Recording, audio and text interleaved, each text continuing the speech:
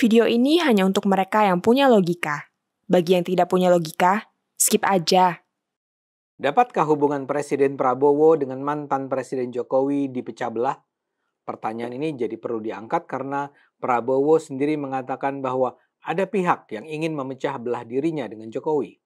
Hal ini disampaikannya dalam pidato di Surabaya Senin 10 Februari lalu. Ada yang sekarang mau memisahkan saya dengan Pak Jokowi. Lucu juga. Untuk bahan ketawa, bolehlah, ujar Prabowo. Sang presiden juga menegaskan agar rakyat Indonesia tidak ikut pecah belah. Pecah belah adalah kegiatan divide et impera oleh mereka yang tidak suka dengan Indonesia, tambahnya. Jokowi juga sudah memberi respons terhadap pidato presiden itu. Hubungan saya dengan Presiden Prabowo sudah terjalin lama. Jadi hubungan kami hubungan baik dan sangat solid, ujarnya di Solo 11 Februari kemarin. Kebanyakan partai politik diam. Yang berkomentar berseberangan adalah PDIP dan PSI.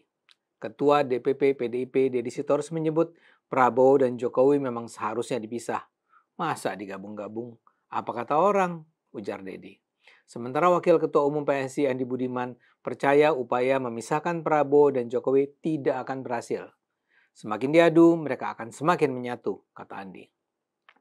Saya termasuk yang percaya upaya memecah hubungan Prabowo dan Jokowi tidak akan mungkin membuahkan hasil.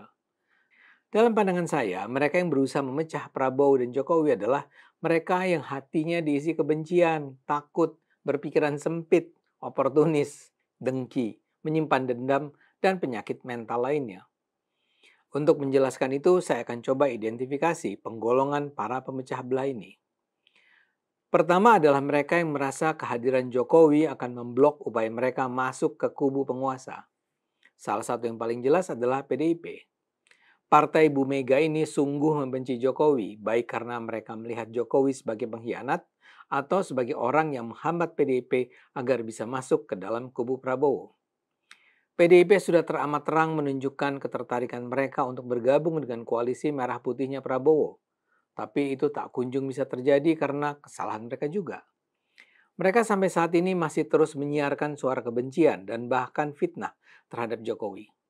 Karena itu, selama Jokowi tetap menjadi sahabat dekat Prabowo, mereka merasa PDIP tidak akan mungkin bergabung dengan Prabowo. Mungkin karena Jokowi akan meminta Prabowo menolaknya.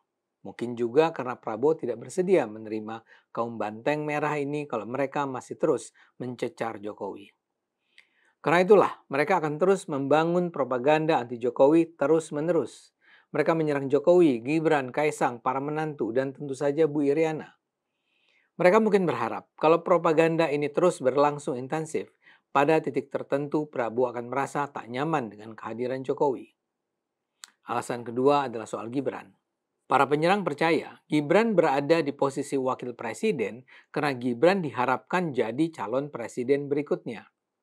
Anda mungkin sudah mendengar impian liar bahwa sebenarnya Prabowo hanya akan menjadi presiden selama beberapa tahun ke depan dan akan turun dari jabatan bahkan sebelum pemilu 2029 berlangsung.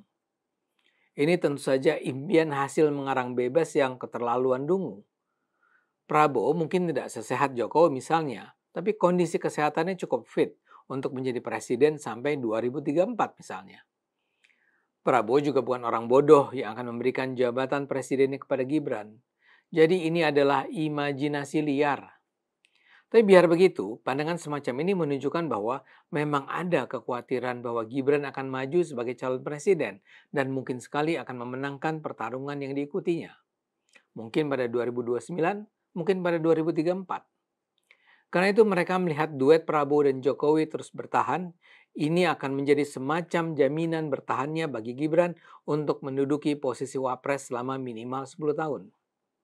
Kalau Gibran sukses menjadi wapres, dia akan punya peluang besar untuk bisa meraih kemenangan begitu dia maju dalam pertarungan pemilihan presiden.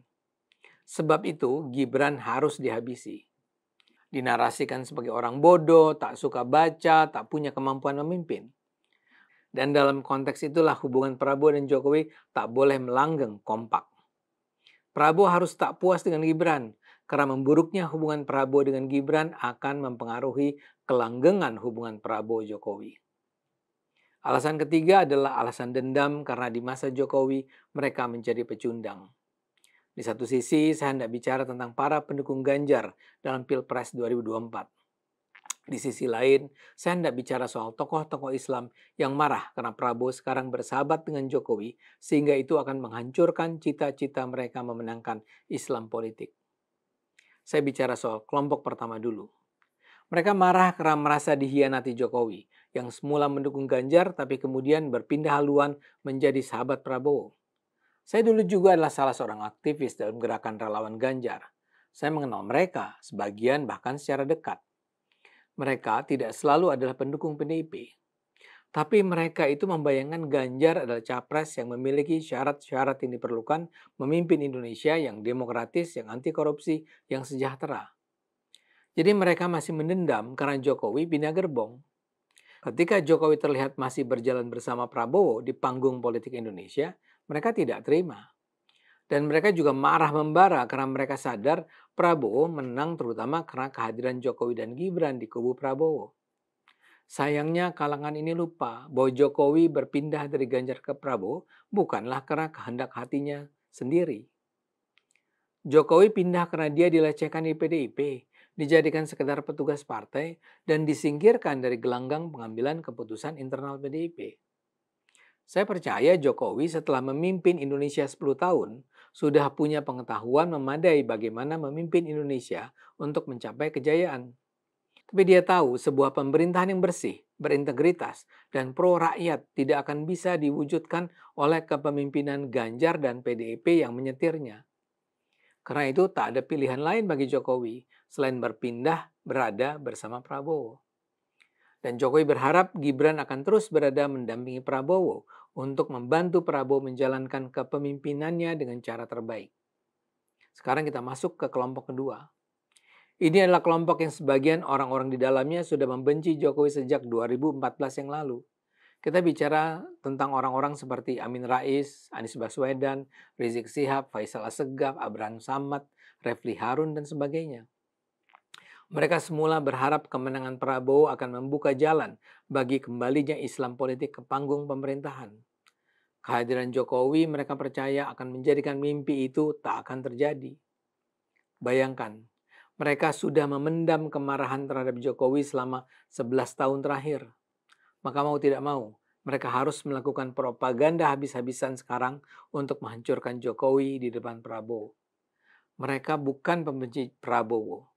Sebagian dari mereka menjadi tim pendukung yang kerja habis-habisan untuk memenangkan Prabowo pada 2014 dan 2019. Tapi sekarang Anda bisa bayangkan betapa sakit hati mereka melihat Prabowo menjalin hubungan akrab dengan Jokowi. Buat kelompok-kelompok Islam ini mungkin mereka merasa adalah sebuah kewajiban agama yang tak bisa dilanggar untuk menghabisi Jokowi. Karena itulah, bagi mereka, cara apapun termasuk memfitnah akan mereka lakukan untuk menghancurkan duet Prabowo-Jokowi. Apakah semua kelompok pembenci Jokowi ini akan sukses mewujudkan cita-citanya? Saya yakin tidak. Prabowo dan Jokowi adalah dua sahabat yang berposisi sehati. Prabowo dan timnya mungkin akan terus diserbu dengan segala macam ujaran kebencian, kebohongan, fitnah tentang Jokowi. Tapi percayalah, itu semua tak akan mengubah persahabatan mereka berdua. Prabowo dan Jokowi adalah dua pemimpin yang menggunakan akal sehat. Karena itu akal sehat mereka akan mengarahkan mereka untuk tetap bersahabat. Ayo gunakan akal sehat, karena hanya kalau kita gunakan akal sehat, Indonesia akan selamat.